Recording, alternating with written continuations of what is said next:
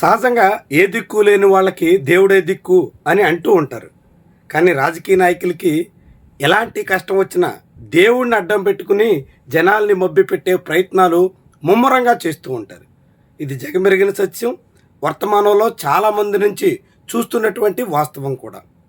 తాజాగా కనుమూరు రఘురామకృష్ణరాజు ఆంధ్రప్రదేశ్లో మత విద్వేషాలు రాజేసే ప్రయత్నంలో ఉన్నారు అనే ఆరోపణలు ప్రబలంగా ఉన్నాయి. హిందూ క్రిస్టియన్స్ మధ్య వివాదాలు సృష్టించడం ద్వారా పబ్బం గడుపుకోవాలనే ప్రయత్నంలో ఆయన తలమునకలై ఉన్నట్టుగా ఆయన చేష్టలు, తీరు, మాటలు అన్నీ చాటి చెప్తున్నట్టు అనేక మంది అభిప్రాయపడుతున్నారు. ఈ తరుణంలో తాజాగా రఘురామకృష్ణరాజు మీద యాక్షన్ తీసుకోవడానికి తగ్గట్టుగా రాష్ట్రపతి అడుగులేస్తున్నట్టు కనిపిస్తుంది. నేరుగా రాష్ట్రపతి కార్యాలయం ఆదేశాలతో ఇప్పుడు రఘురామకృష్ణరాజు వ్యవహార శైలి మీద విచారణ ప్రారంభం కాబోతుంది. చాలా కీలకమైనటువంటి వ్యవహారం. ఆంధ్రప్రదేశ్ అసెంబ్లీ డిప్యూటీ స్పీకర్గా ఉండి అసెంబ్లీ నియోజకవర్గం నుంచి తెలుగుదేశం పార్టీ తరఫున ప్రాతినిధ్యం వహిస్తున్న కనుమూరు రఘురామకృష్ణరాజు ఇటీవల ఆకువీడి పెదపేటలో సాగించినటువంటి వ్యవహారం చాలా పెద్ద స్థాయిలో కలకలం రేపింది.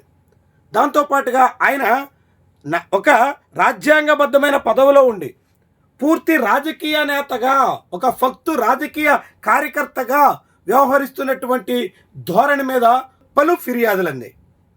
అయితే ఫిర్యాదులు చేసినప్పటికీ ఆయన మీద చర్యలు తీసుకోవటం లేదంటూ మళ్ళీ ఫిర్యాదు అందడంతో రాష్ట్రపతి ద్రౌపది ముర్ము కూడా ఆగ్రహం వ్యక్తం చేయాల్సిన పరిస్థితి వచ్చింది.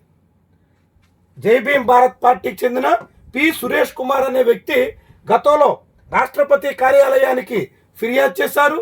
రఘురామకృష్ణరాజు తన బాధ్యతలను విస్మరించి తన హోదాకు తగ్గట్టుగా కాకుండా రాజకీయ నేత మాదిరిగా వ్యవహరిస్తూ రాజకీయ ప్రకటనలు చేస్తూ రాజకీయ రచ్చ రాజేసే ప్రయత్నంలో ఉన్నారు అనే ఆరోపణ ఆయన చేశారు.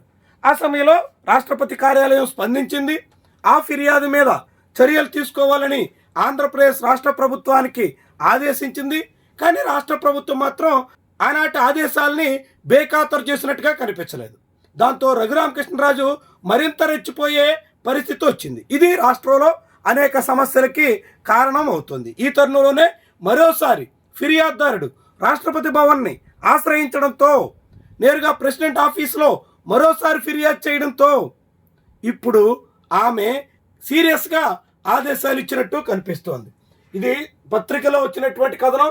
The office of the president of India has sent a communique to the Andhra Pradesh chief secretary to initiate an enquiry against AP Legislative Assembly Deputy Speaker K. Raghuramkrishnaraju for making political statements while holding a constitutional post. రాజ్యాంగబద్ధమైన పదవిలో ఉండి రాజకీయ పరమైనటువంటి కార్యకలాపాలకు పూనుకోవడం చట్ట విరుద్ధం.